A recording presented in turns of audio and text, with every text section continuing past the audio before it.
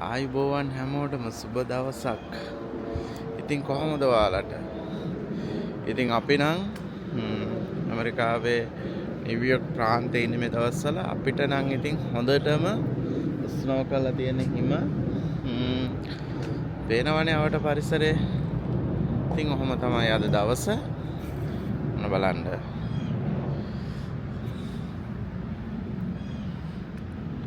හරිම ලස්සනයි. ඉතින් හිම වැටුනම හැම තැනම සුදු පාටයි.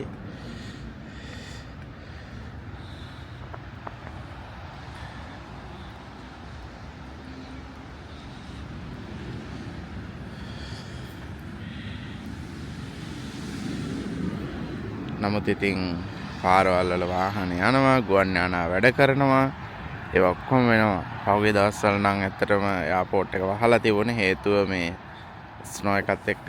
නමුත් දැන් ආපහු සැරයක් ඒක ඔක්කොම වැඩ කරනවා.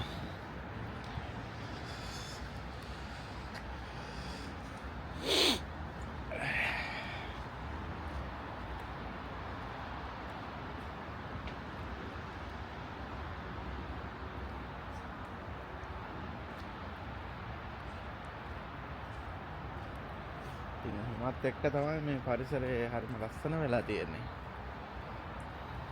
අපි ඉතින් හිම ලස්සනට දැක්කට ගොඩක් අයට හිම කරදරයි. මොකද මේ සීතලේ හැමදේම කරන්නත් එපයි, වැඩට යන්න ඕනේ, අනික කටයුතු සියල්ලම කරන්න ඕනේ.